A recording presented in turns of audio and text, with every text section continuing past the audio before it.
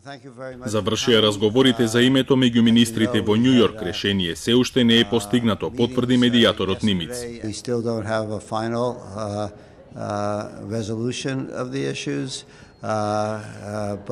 Both sides are determined to do enough to try to reach an agreement, and working very hard to do that. The two ministers are going to Brussels, and they will continue the dialogue there. And these talks have been intensified considerably. And we, as I said, both sides have important positions, national interests at stake, but they also both recognize the importance of reaching an agreement and are determined to do so.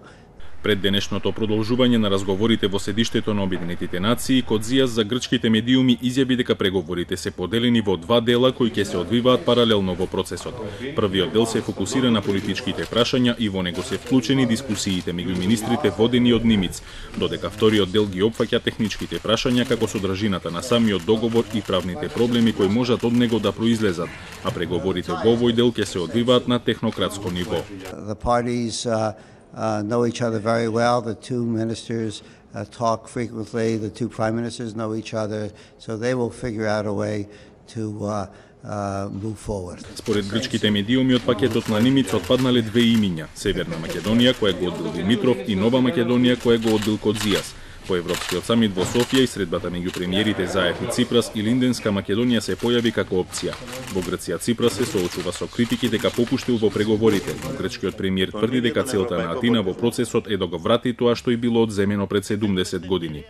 Се наоѓаме во преговори кои што се чувствителни, критични, направени се чекори напред. Ние одиме напред, бранејќи една национална позиција, и кога веќе се наоѓам во Солун, во Македонија, сакам да кажам, затоа што слушам некои што велат, не го давајте името.